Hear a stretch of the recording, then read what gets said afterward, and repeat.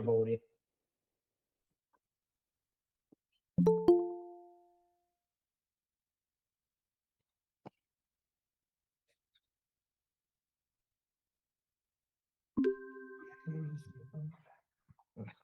Bene, buonasera di nuovo. Ringrazio il qui presente Stefano Boscarin, il direttore regionale dell'INAS, il nostro patronato, che poi prenderà la parola. Io rubo solo 2 minuti iniziali, intanto per ricordarvi che questo è il secondo di 3 webinar che abbiamo voluto realizzare come CISL Veneto sulla legge di bilancio 2024. Oggi parliamo di previdenza.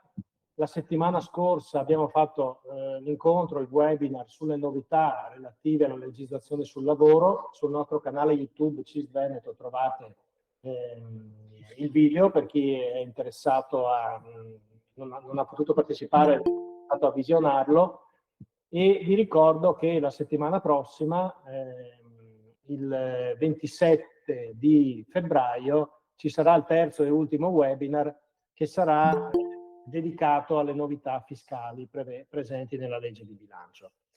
Prima di dare la parola a Stefano Boscarin, ci eravamo riservati, rispetto al webinar della settimana scorsa, di dare una risposta legata agli ammortizzatori sociali e in particolare ai contratti di espansione che non erano stati finanziati nella legge di bilancio.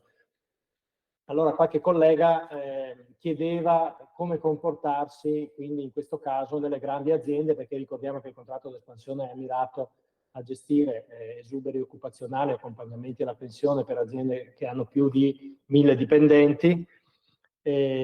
Abbiamo fatto le verifiche anche con la Confederazione e quindi posso confermare quello che dicevamo già la volta precedente, cioè che i contratti di espansione già stipulati nell'anno precedente sono già finanziati fino a scadenza, anche se è nel 2024, e che invece ad oggi non è possibile stipulare nuovi contratti di espansione perché appunto non è previsto il finanziamento. Vi informo però che la Confederazione, la CISL, sta interloquendo con il Ministero del Lavoro perché ci sia un finanziamento, una reintroduzione dei contratti di espansione in occasione del decreto mille proroghe che verrà emanato nei prossimi giorni, e quindi siamo in attesa di capire se questa richiesta verrà recepita da parte del governo. Però ad oggi, rispetto alla legge di bilancio 2024, come già dicevamo l'altra volta, non c'è la possibilità di stipulare nuovi contratti di espansione. Ecco, quindi questo insomma, volevo confermarlo a seguito della verifica che abbiamo fatto nel corso della settimana. E a questo punto io do la parola a Stefano Boscarin, ringraziandolo davvero per la disponibilità. Vi ricordo che poi il materiale che viene proiettato vi sarà inviato nei prossimi giorni, come pure domani invieremo la locandina per registrarsi per il webinar della settimana prossima. Quindi buon lavoro. Come al solito ci organizziamo con la relazione di Stefano Boscarin. Dopodiché c'è lo spazio per le domande che potete fare chiedendo la parola oppure scrivendo nella chat di Google Meet. Prego Stefano. Sì, buongiorno a tutti, chiedo a Francesco di inserire le slide così riusciamo anche a seguire un percorso sulla modalità operativa.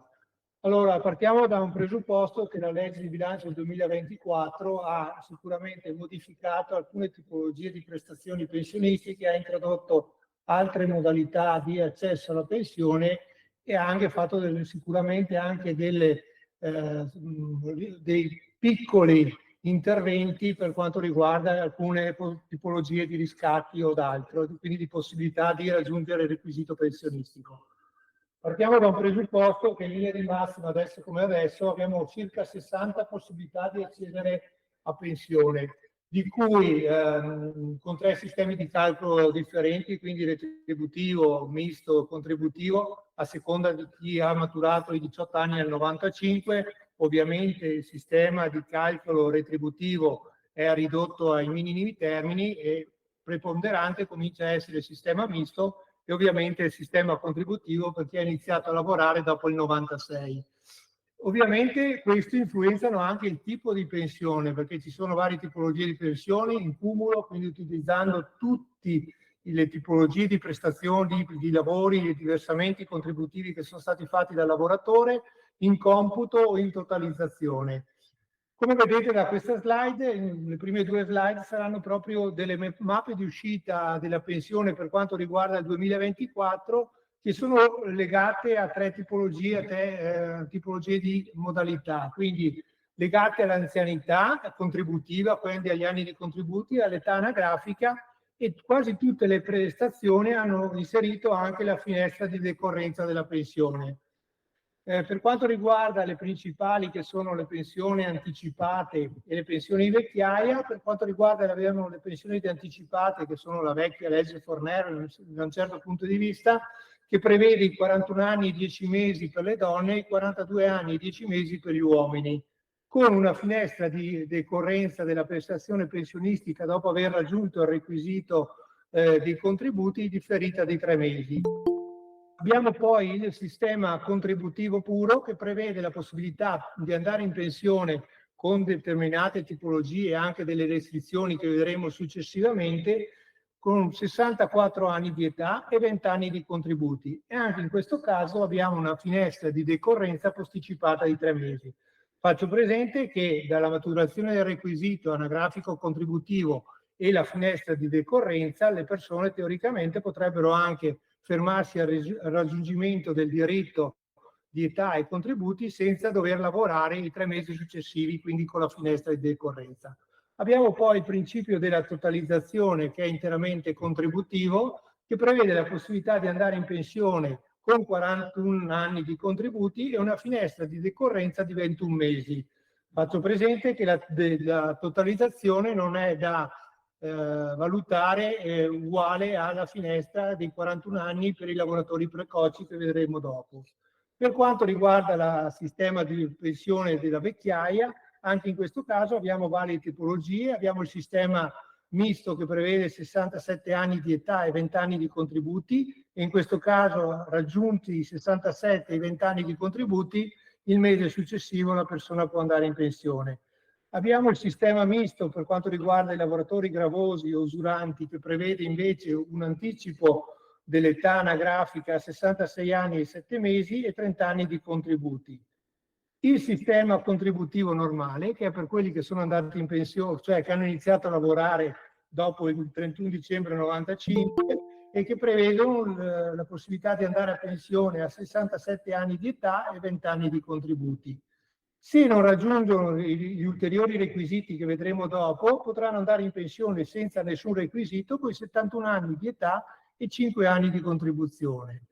Anche per la vecchiaia è prevista la totalizzazione, che prevede di raggiungere i 20 anni, i 66 anni di età e 20 anni di contributi, però la decorrenza della pensione è fissata a 18 mesi dopo il raggiungimento dei requisiti di età e contributi. Passiamo a quelle che sono state un po' modificate in questa legge di bilancio, che sono la quota 103 per quanto riguarda il privato e la quota 103 per quanto riguarda il pubblico. Per entrambe le prestazioni servono il raggiungimento dei 62 anni di età con 41 anni di contributi. Cambia, ma lo vedremo più in dettaglio dopo, la decorrenza della finestra, che decorre 7 mesi dopo il raggiungimento dei requisiti per quanto riguarda i dipendenti del settore privato e 9 mesi per quanto riguarda il settore pubblico. Cambia anche il discorso, lo vedremo più dettagliatamente dopo, per quanto riguarda l'opzione donna, per quanto riguarda le lavoratrici dipendenti o le lavoratrici autonome, che possono avere anche lavorato, faccio l'esempio, 30 anni come lavoratori dipendenti e poi 5 anni di autonomi, quindi passano nella categoria delle donne autonome, che devono anch'esse raggiungere 61 anni di età e 35 anni di contributi, però con una finestra di decorrenza di 18 mesi, di 12 mesi per quanto riguarda i lavoratori dipendenti e di 18 mesi per quanto riguarda le lavoratrici autonome. Ulteriori due passaggi per quanto riguarda i lavoratori precoci, che prevede 41 anni di contributi e 3 mesi di finestra, e i lavoratori usuranti, che devono raggiungere una quota minima e una quota massima legata sia all'età anagrafica sia ai contributi versati, che per questi non è prevista nessuna finestra di decorrenza. Nessuna finestra di decorrenza che è prevista anche per coloro che accedono all'APE sociale, che è uno dei 3 scivoli pensionistici che prevedono il raggiungimento di 63 anni di età e 5 mesi di contributi, legati anche a varie tipologie di raggiungimento di 30 anni di contributi, 32 o 36, ma lo vedremo sicuramente in maniera più dettagliata successivamente. Partiamo con un piccolo ripasso per quanto riguarda i lavoratori precoci. I lavoratori precoci sono quelle persone che hanno almeno un anno di contributi versati prima del compimento del 19° anno di età e che devono raggiungere i 41 anni di contributi e devono rientrare anche in determinate categorie, in una di queste categorie. O devono essere disoccupati, quindi che sono disoccupati a seguito di cessazione del rapporto di lavoro o per licenziamento anche collettivo, dimissione per giusta causa o risoluzione consensuale, e che hanno concluso il conseguimento della NASPI da almeno 3 mesi.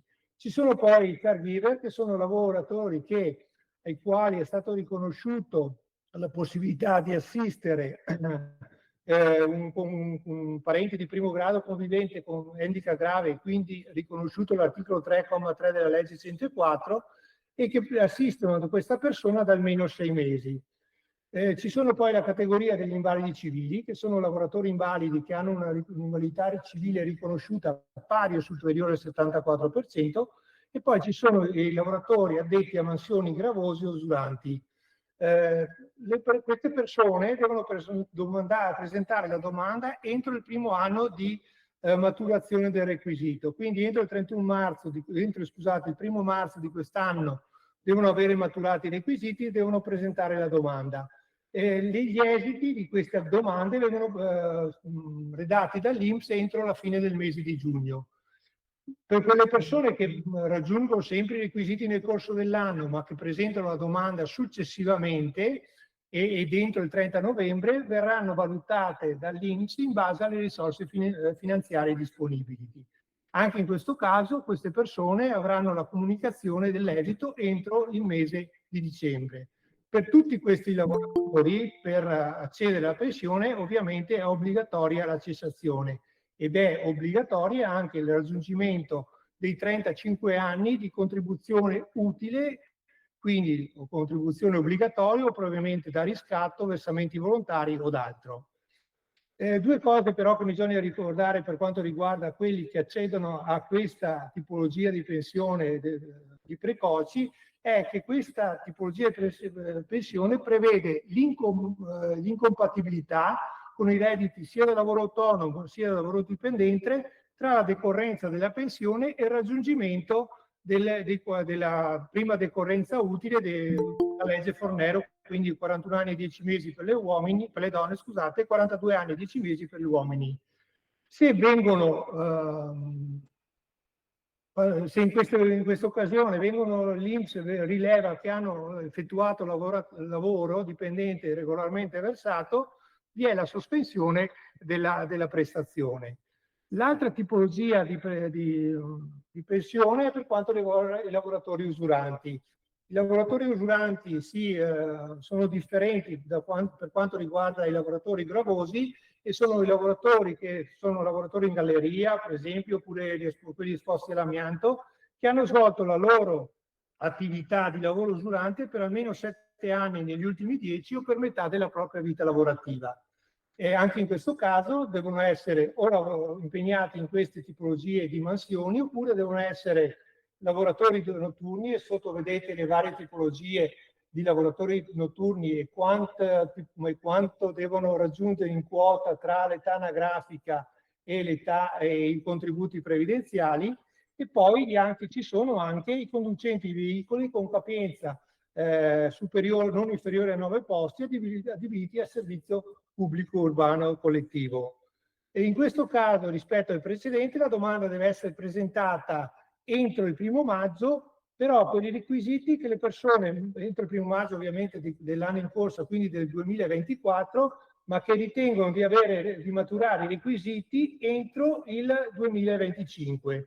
Quindi dentro il 1° maggio devono presentare la domanda se matureranno i requisiti nell'anno successivo, quindi nel 2025. Anche in questo caso, se viene presentata successivamente al 1° maggio, viene spostata la decorrenza di 1 mese, 2 mesi e 3 mesi, a seconda di quanto ritarda nella presentazione della domanda. L'INPS darà la comunicazione, la certificazione in seguito alla domanda presentata, se hanno diritto, e in questa domanda viene indicata la prima decorrenza utile alla quale può accedere a pensionamento il lavoratore interessato. Entriamo un po' più nello specifico per quanto riguarda gli articoli della legge di bilancio che sono stati presentati con la legge finanziaria. Allora, il primo e più importante è la vecchiaia contributiva.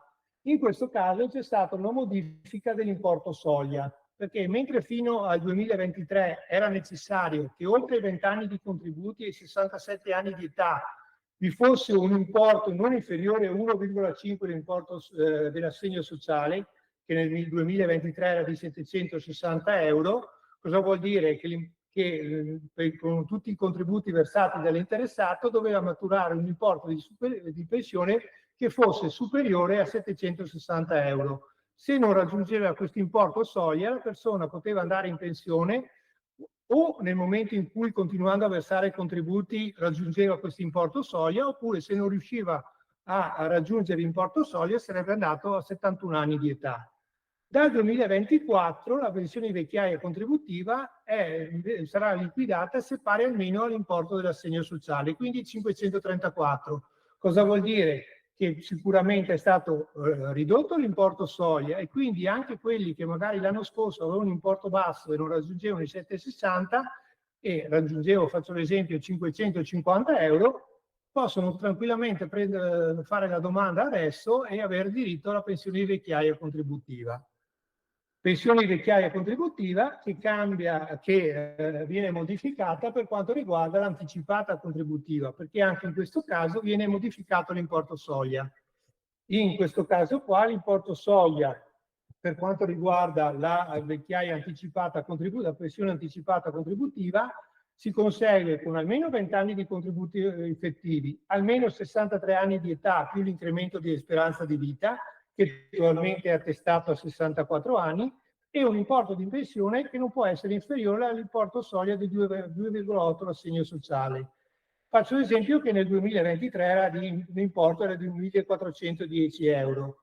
Dal 2024 cosa cambia? Che l'importo soglia in questo caso viene aumentato, quindi è 3 volte l'assegno sociale, quindi un importo di 1.602 euro, e viene ridotto al 2,8 l'assegno sociale per le donne che hanno un figlio, quindi devono aver maturato un importo di pensione di 1.496 euro, e per le donne con 2 o più figli devono raggiungere 2,6 l'assegno sociale.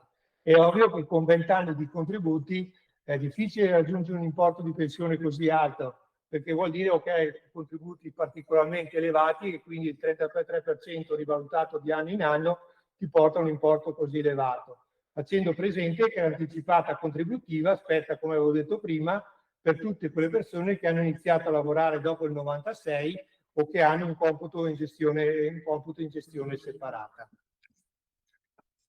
In questo caso qua bisogna anche ricordare che l'importo della pensione anticipata contributiva comunque, anche se hai versato, faccio l'esempio, che hai raggiunto i 64 anni di età e che hai maturato un importo di pensione parecchio elevato che può anche superare i 3.000 euro, in questo caso qua però la legge ti dice che al massimo potrai maturare, cioè ti sarà concessa una pensione del massimo di 5 volte il trattamento minimo, quindi 2.993 euro. Questo qua ti verrà concesso, questa anticipata contributiva, fino a quando potrai maturare il diritto, raggiungerai il diritto alla pensione ordinaria di vecchiaia, quindi 67 anni, e in quel momento la pensione ti viene liquidata complessivamente.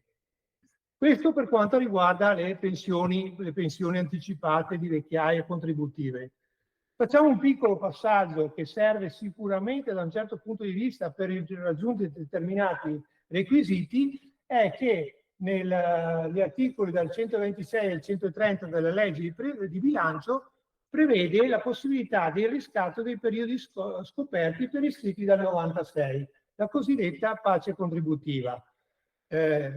Nella quasi totalità dei casi, in ogni caso, bisogna avere dei destinatari i periodi riscattabili, però facciamo presente che per raggiungere un determinato requisito contributivo ci sono 4 vie, che sono i versamenti per periodi che ovviamente sono scoperti da contribuzione, e ci sono i versamenti volontari con delle regole che prevedono 5 anni di contribuzione versata oppure 3 anni degli ultimi 5, che ti danno la possibilità di versare la contribuzione da quando hai cessato un'attività lavorativa in avanti, oppure chiedere anche i 6 mesi arretrati se non hai mai lavorato per i 6 mesi precedenti.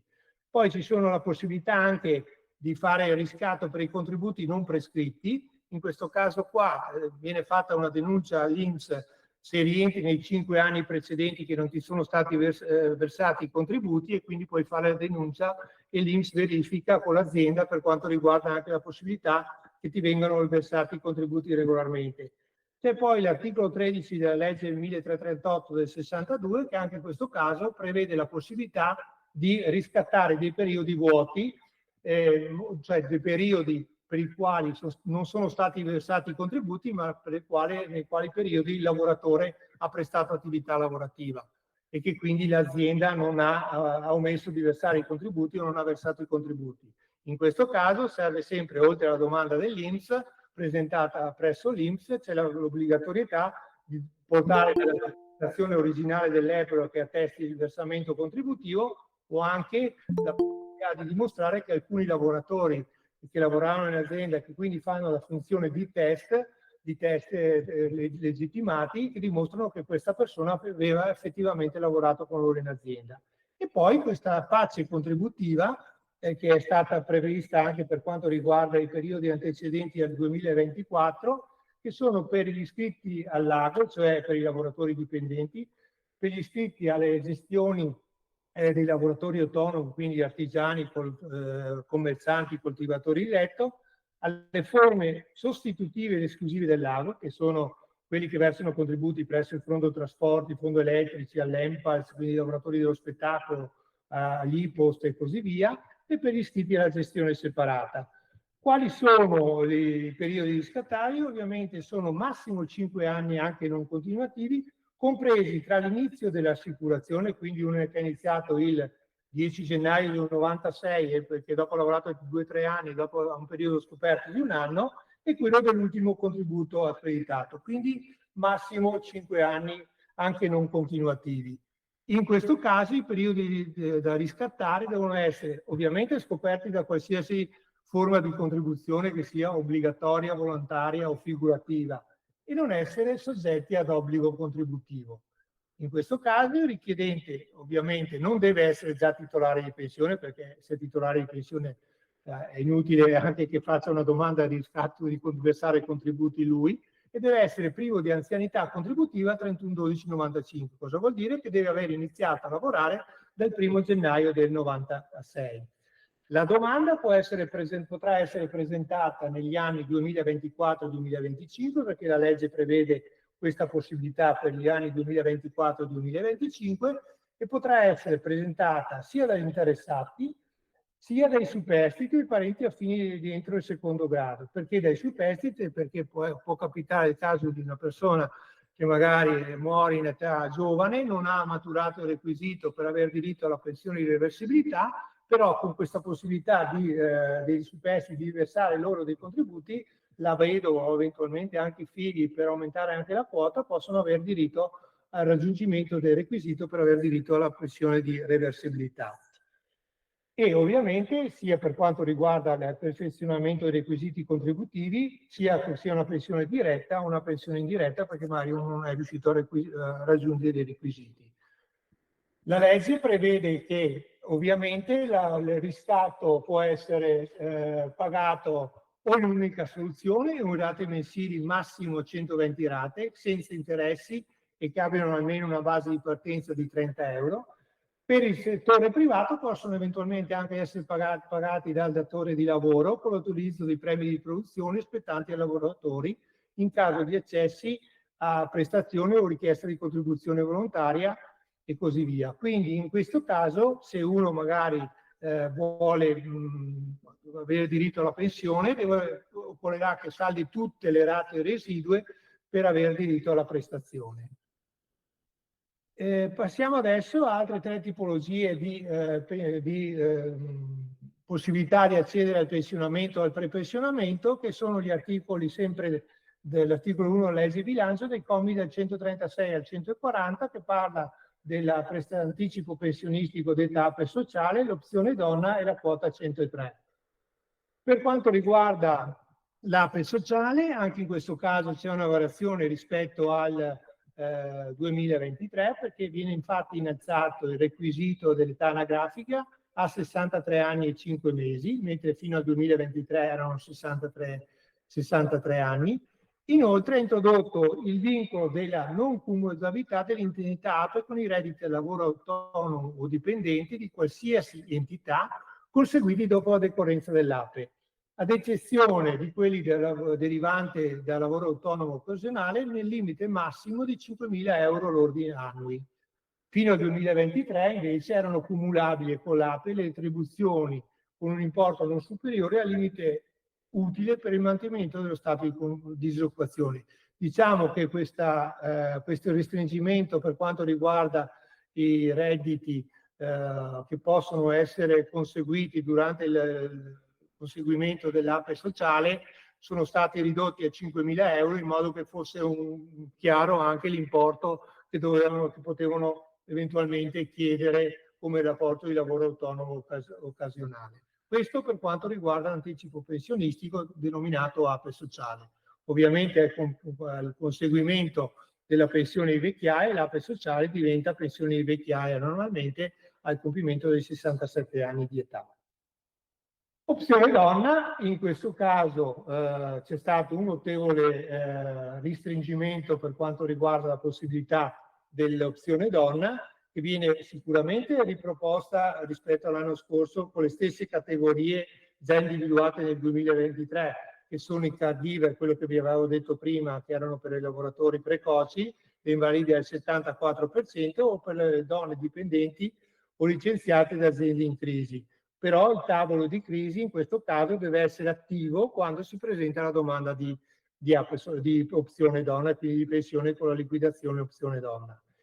I requisiti in questo caso devono essere maturati entro il 31/12/2023 e occorrono sempre 35 anni di contributi, ma in questo caso sale l'età di accesso alla pensione, l'età di accesso, che mentre fino al 2022 erano 60 anni, sono stati spostati a 61 anni di età, con una riduzione di un anno per ogni figlio nel limite massimo di 2 anni.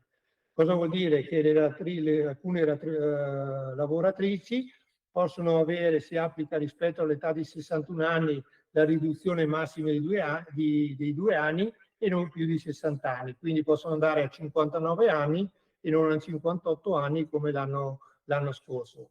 In questa sede di prima applicazione, entro il 28 febbraio, il personale della scuola e degli enti di formazione a tempo indeterminato possono presentare la domanda di cessazione del servizio con effetti rispettivamente all'anno scolastico accademico, e quindi sono il 1° settembre e il 1° novembre dell'anno in corso, quindi del 2024. Faccio presente che però anche in questo caso, per quanto riguarda le finestre, ci sono delle finestre di uscita, quindi sono 12 mesi per le lavoratrici dipendenti e 18 mesi per le lavoratrici autonome. Andiamo avanti. Per quanto riguarda l'altra tipologia di prestazione è che la quota 103. Anche in questo caso sicuramente ci sono state delle riduzioni, dei restringimenti, e infatti sono previsti un numero che passa da circa 41.000 domande che erano state presentate l'anno scorso a 17.000 che probabilmente potrebbero aver diritto quest'anno e che potrebbero usufruire di questa uscita pensionistica di quota 103. Il comma 109 conferma appunto questa pensione anticipata flessibile chiamata quota 103, che si consegue con almeno, come dicevo prima, 62 anni di età e almeno 41 anni di contributi, ma ci sono sicuramente delle modifiche sostanziali. facendo presente che anche se maturi il requisito quest'anno puoi esercitarlo successivamente, quindi anche nel 2025. Per i soggetti che maturano i requisiti nel 2023, l'importo della pensione non può essere superiore a 5 volte il trattamento minimo per le mensilità di anticipo rispetto al momento in cui tale diritto maturerebbe a seguito del raggiungimento dell'età pensionabile ordinaria. Cosa vuol dire? Che per l'importo massimo può essere esercitato dall'INPS, quindi il trattamento massimo oppure può uno perseguire questa tipologia di pensione, andrà avanti e sarà sviluppato fino al momento in cui raggiunge il diritto della pensione ordinaria normale. In quel momento là la pensione viene ricalcolata e viene dato l'importo che gli spetta effettivamente.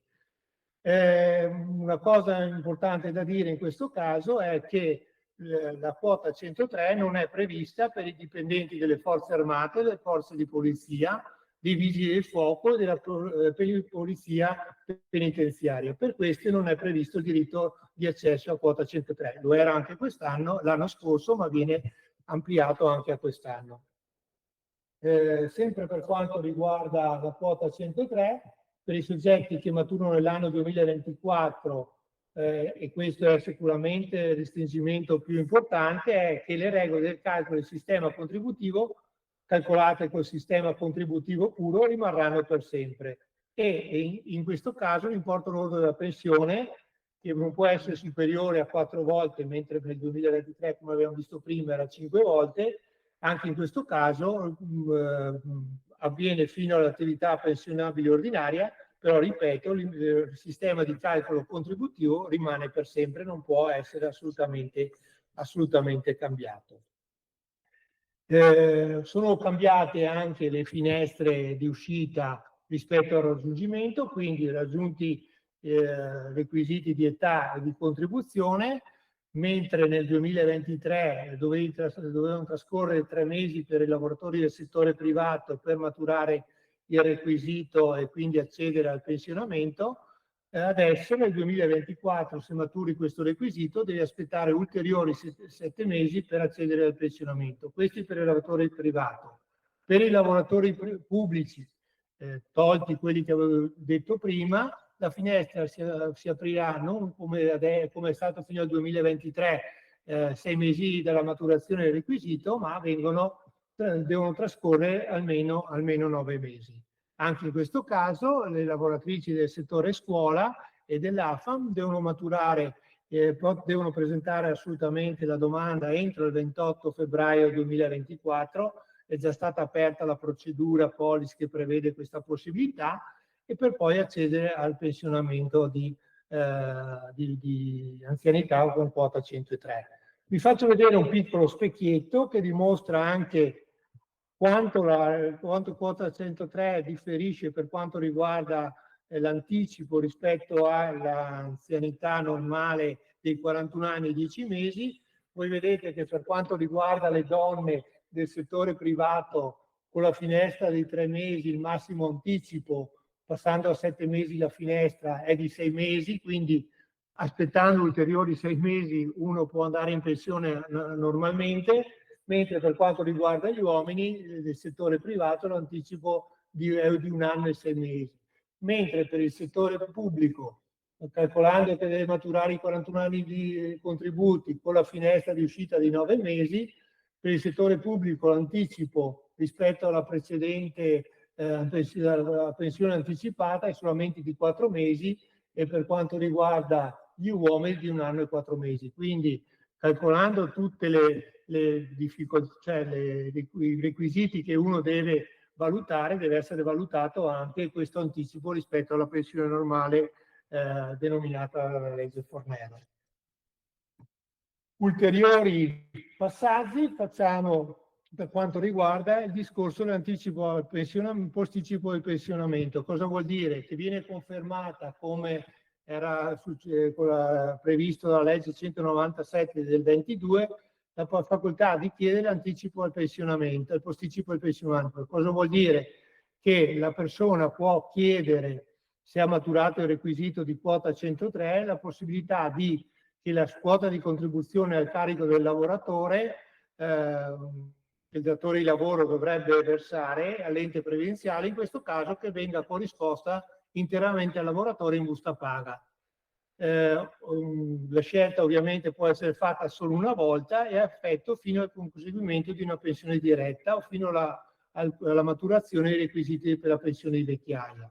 L'interessato però può dire che per 3-4 mesi gli vengono versati i contributi, la quota contributiva legata alla quota del datore di lavoro deve versargli per un po' di mesi e dopo eventualmente, una volta attivata l'opzione, può decidere che il datore di lavoro riprenda a versare i contributi che fanno ovviamente cumulo contributivo. Quali sono le conseguenze per quanto riguarda questo? Ovviamente che c'è un calcolo minore, anche in esigua parte, per quanto riguarda la parte contributiva della pensione, e che l'importo anche in busta paga non è da non sottovalutare, è soggetto a tassazione, quindi ovviamente c'è anche questa cosa che influisce. Faccio un piccolo passaggio soprattutto per quanto riguarda la modifica delle aliquote di rendimento che negli ultimi mesi dell'anno sono state ovviamente cambiate rispetto a una piccola valutazione che era stata fatta iniziale e che prevede la riduzione delle aliquote di rendimento dal 2024 per le pensioni liquidate, anticipate, liquidate col sistema misto, quindi la pensione anticipata ordinaria, quindi 41 anni e 10 mesi per le donne e 42 anni e 10 mesi per gli uomini, e la pensione anticipata precoci. Per coloro, questi vengono presi in considerazione, coloro che alla data del 31/12/2095 avevano un'anzianità inferiore ai 15 anni. La legge è entrata in vigore, però fa salvi i pensionamenti che avvengono d'ufficio per raggiungimento dei limiti di età, quindi per quelli che vanno in pensione di vecchiaia normalmente non hanno questa modifica delle aliquote, e quelli che raggiungono limiti di età, limiti ordinamentali dei limiti di servizio, che sono i 65 anni di età per alcune tipologie, o sempre i 41 anni e 10 mesi, i 42 anni e 10 mesi. Faccio presente per quelle persone che hanno maturato i requisiti entro il 31/12/2023, che però decidono di rimanere a lavorare, andranno in pensione nel 2024 tranquillamente senza modifica di aliquote. Quindi chi ha maturato il requisito entro il 31 dicembre del 2023 va con le vecchie aliquote e non con quelle nuove. Quindi questa norma ovviamente interessa la cassa, l'ex CPDL, che è la cassa pensione dei dipendenti degli enti locali, l'ex cassa CPI, che è la pensione degli insegnanti delle scuole equiparate, quindi non gli insegnanti statali, l'ex cassa pensione degli ufficiali giudiziari e la cassa pensione dei sanitari. E influisce per le due quote retributive, che sono la quota A e la quota B di pensione, e vi faccio vedere proprio per curiosità come influisce questa parte anagrafica. Quindi vi faccio proprio vedere una retribuzione pensionabile all'età di cessazione, quindi con anzianità contributiva al 92, l'anzianità al 93 e 94 e l'anzianità contributiva dal 95 in avanti. La persona, abbiamo fatto un'ipotesi di una persona che va in pensione col 1° febbraio del 2024, che ha una retribuzione alla cessazione per i dipendenti degli enti pubblici per le prime 2 quote di pensione, si prende la retribuzione alla cessazione, quindi una retribuzione alla cessazione di 2.800 euro, con 6 anni e 2 mesi di lavoro, di anni di contributi versati al 92, ha lavorato ininterrottamente 93, 94 e 95. Vi faccio vedere come influisce le vecchie aliquote rispetto alle nuove.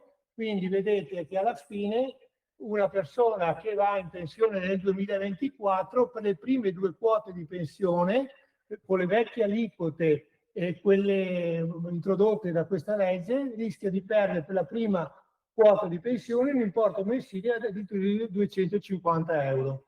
Ripeto, per essere tranquillo anche con le persone che sono collegate, che chi ha maturato già i requisiti al 31/12/2023 2023 non vengono applicate queste nuove aliquote. Certo è che per le prime quote, 2 quote di pensione, per chi si avvicinava ai 15 anni al 95 e quindi avevano questo requisito, c'è sicuramente una perdita di quota di pensione, delle prime 2 quote di pensione. Cambia anche una cosa per quanto riguarda le decorrenze di pensione, perché anche in questo caso, per tutti questi iscritti che vi ho appena citato prima, in caso di maturazione dei requisiti per il pensionamento anticipato, quindi 41 anni, 10 mesi per le donne, 42 anni, 10 mesi per gli uomini, che matura ovviamente successivamente al 31/12, in questo caso del 2024, la decorrenza della pensione sarà progressivamente modificata.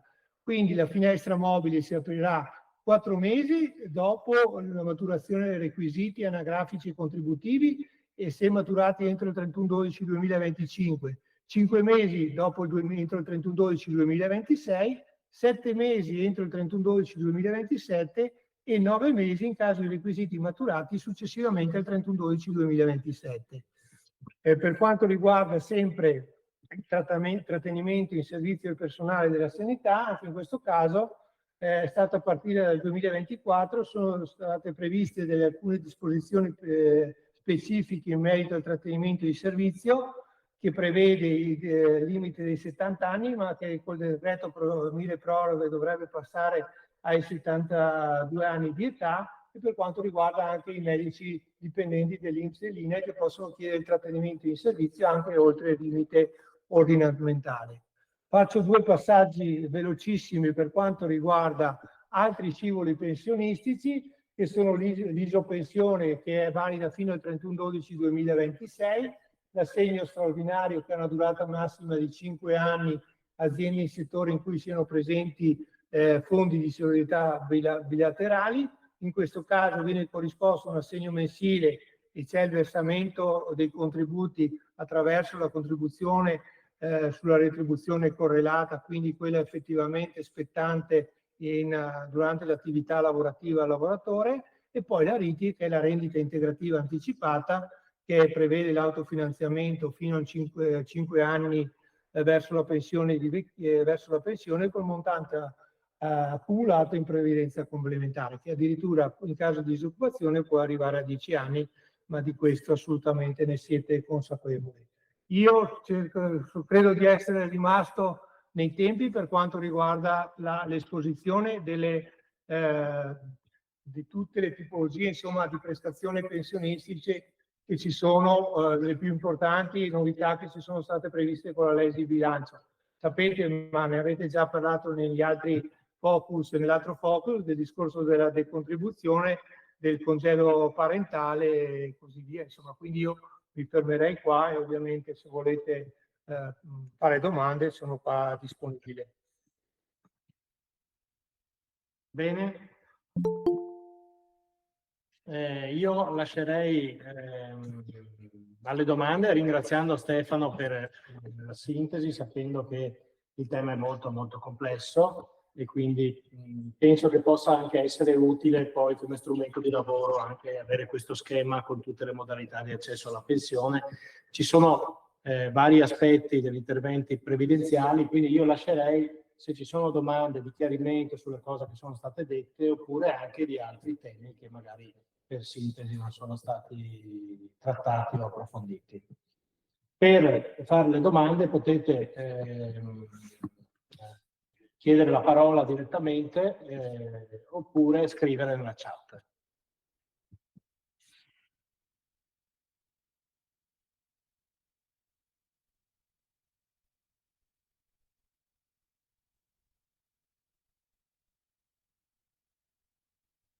Hai fatto un accenno sulla rivalutazione? Sì.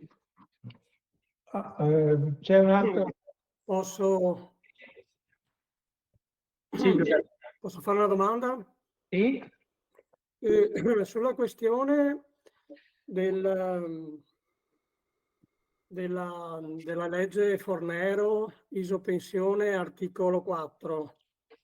Spesso si dice che i 7 o i 7 anni, i 4 di come era nato, i 7 dell'attuale, se non sbaglio, i contributi sono figurativi. E, intanto la domanda è per capire se è così, e spesso quando dicono che sono figurativi, la domanda che mi fanno è cosa diventa poi l'assegno pensionistico. E Allora, poi la stessa cosa per i contratti di espansione, non so se con la legge di bilancio hanno fatto una modifica, i 5 anni dicono che i contributi, cioè io vado via 5 anni prima perché li uso tutti, e anche quelli, la domanda è come intervengono poi nella maturazione quando raggiungo la finestra in termini di assegno pensionistico. allora, per quanto riguarda l'incopensione, ti confermo che la legge prevede che nel momento in cui viene corrisposto l'assegno mensile c'è il contemporaneo versamento dei contributi per non avere penalizzazione sulla futura pensione. Quindi in ogni caso i contributi che siano figurativi non è un discorso, l'importante è che ci sia il versamento dei contributi che dopo non penalizzi la futura pensione. Questo è chiaro. Non è che per 4, 5, 6, 7 anni, vabbè, adesso è fino al 31/12/2026, la possibilità ci sia una penalizzazione dal punto di vista pensionistico. Assolutamente no, c'è una contribuzione legata alla retribuzione correlata, quindi come se avesse continuato a lavorare. È ovvio che è legata a un lavoro e quindi non ci sono dentro tutti quei contributi che magari vengono versati per lavoro straordinario o altre tipologie di contribuzione. Quindi è una contribuzione correlata che viene definita in sede di contratti, di accordi sindacali, e su quelli c'è il versamento e dopo per non avere penalizzazioni sulla pensione futura. È la stessa cosa per i contratti di espansione o invece quelli sono contributi reali?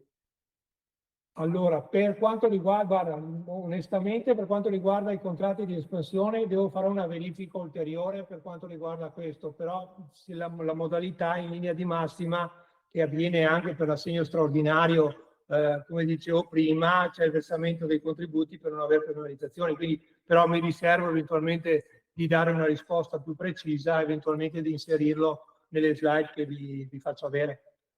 Ok, grazie. No, perché io ho avuto diversi colleghi che sono andati in ISO pensione 7 anni e si sono trovati con un calcolo dell'assegno pensionistico fatto dai nostri patronati anche di 300 euro di meno. Lasciamo perdere l'accordo sindacale, l'incentivo all'esodo, proprio il calcolo prettamente legato alla retribuzione. Siccome sta cosa mi fa strana perché è importante, se fossero 300 euro di meno, se io li avessi lavorati o se sono andato in isopensione 7 anni, alla fine mi ritrovo in un assegno pensionistico così decortato. No, ti confermo, per quanto riguarda l'isopensione, assolutamente c'è il versamento contemporaneo di contributi per non avere penalizzazione sulla futura pensione, questo ne sono assolutamente certo, insomma. Però avendo anche dei casi, penso che sia opportuno una verifica esatto, perché in ogni caso possiamo tranquillamente verificare se ci sono dei casi particolari anche con l'INPS, se ci sono questi dubbi non interpretativi, ma di errori magari di calcolo della pensione, insomma. Grazie. Un'altra domanda, certo, se no. Aspetta, dov'è la chat?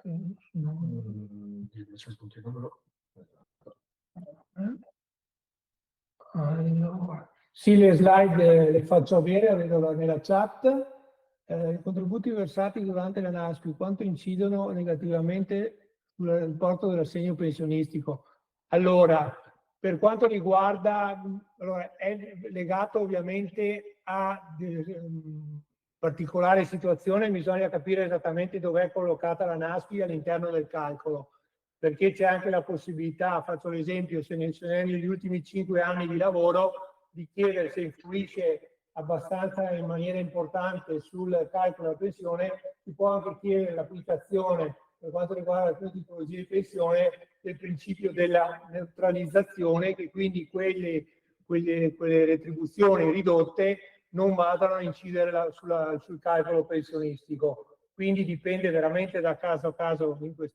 Quando vengono al nostro patronato, insomma, siamo in grado anche di valutare se conviene applicare anche il principio della neutralizzazione o meno, insomma, quindi dipende da caso a caso, quindi non è che posso darti una risposta certa su quanto. È ovvio che se è una retribuzione normale e nell'ultimo periodo c'è un periodo di NASPI in cui c'è un calo notevole della retribuzione perché c'è ovviamente la diminuzione progressiva nell'arco della media delle retribuzioni negli ultimi 10 anni per il sistema misto per la prima quota di pensione, oppure per quanto riguarda i contributi degli ultimi anni, quindi la rivalutazione del montante contributivo può anche essere che incida, però ripeto, meglio veramente guardare da caso a caso, insomma.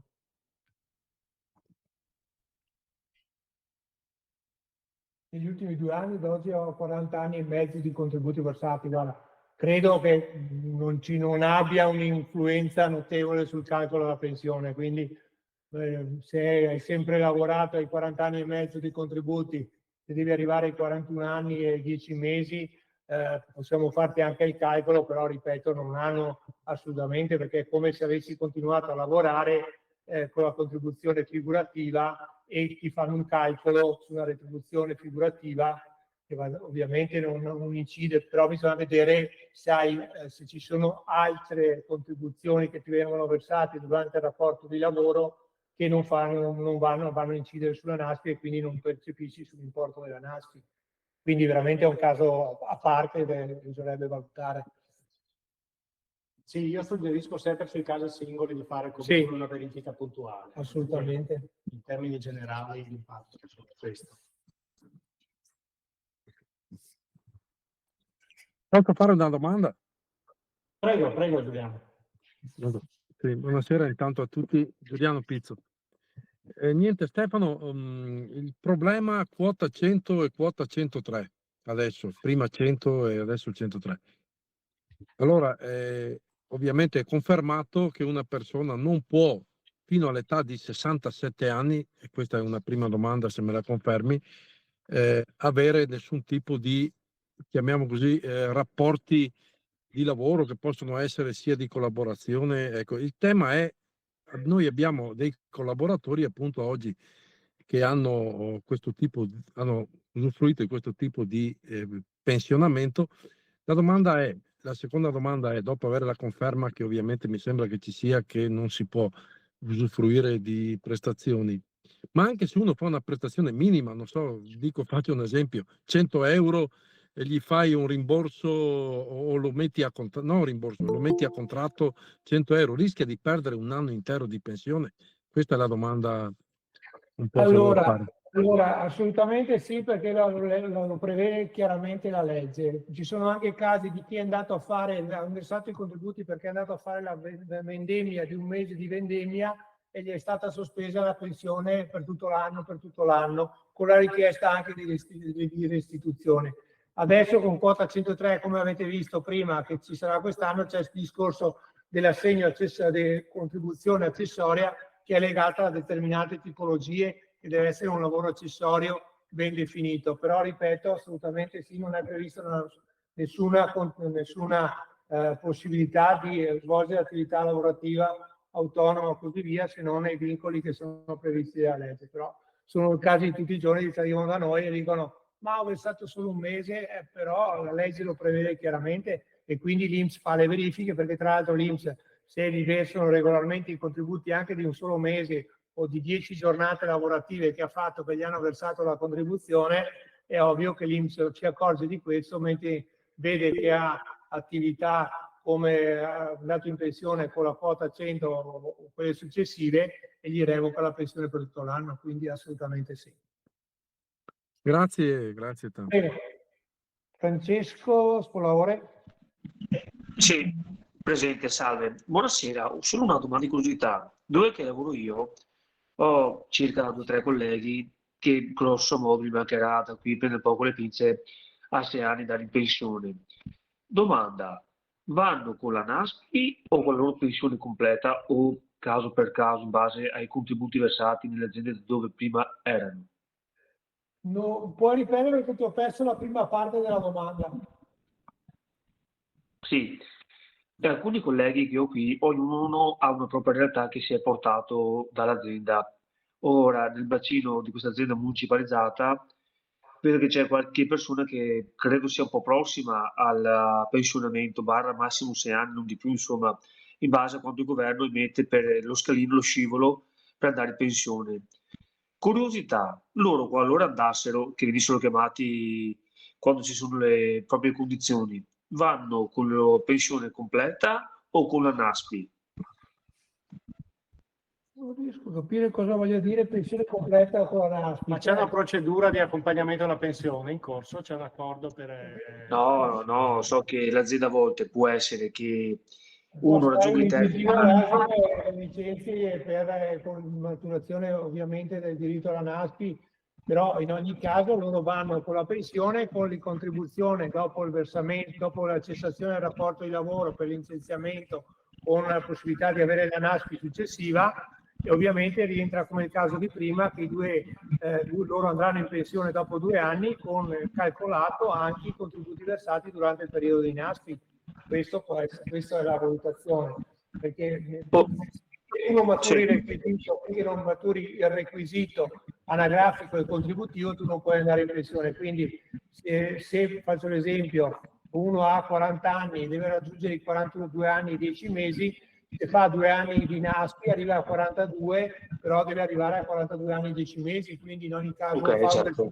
volontario per raggiungimento dei 42 anni e 10 mesi o deve trovare una modalità per arrivare al requisito contributivo minimo, insomma, o per la pensione di vecchiaia in questo caso.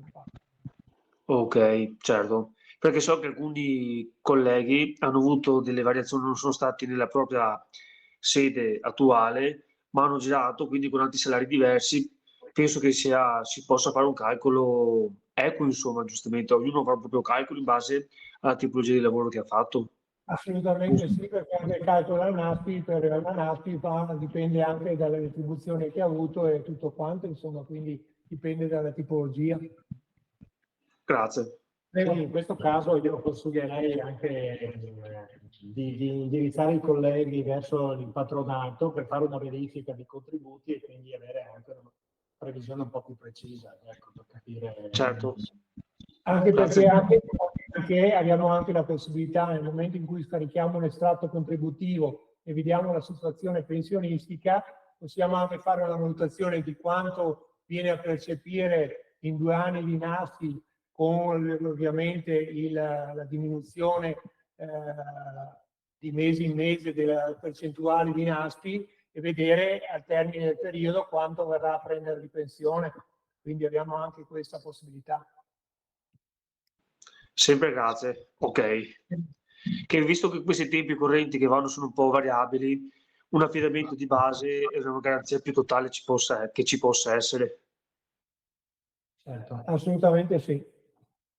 Ecco, rispetto alla domanda in chat,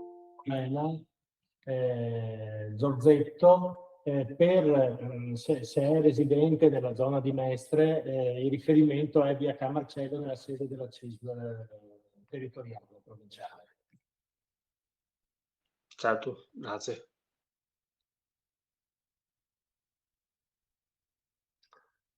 Bene, abbiamo ancora tempo, se c'è qualche domanda. Ecco, una cosa che non ho detto prima, ma volevo, che adesso mi aveva ovviamente stimolato Gianfranco, che mi aveva detto di fare un passaggio, era per quanto riguarda il discorso delle perequazioni automatiche delle pensioni che sono state rivalutate ci sono stati degli anni in cui le pensioni non venivano mai rivalutate. Quest'anno, rispetto all'anno scorso, che erano state rivalutate con l'85%, oltre 4 volte il trattamento minimo, adesso insomma sono state rivalutate con delle percentuali abbastanza congrue rispetto a una volta che ovviamente erano state bloccate le perequazioni se non per importi molto bassi, e quindi anche in questo caso qua in base all'inflazione con un importo fino anche al 5,4% per l'inflazione, sicuramente ha dato la possibilità di vedere un concreto, anche se magari non può essere soddisfacente in alcuni casi, un concreto aumento per tutte le fasce anche di retribuzione, quindi oltre le 5 volte il trattamento minimo e così via, insomma, quindi anche in questo caso mi sembrava giusto rivalutare anche questo.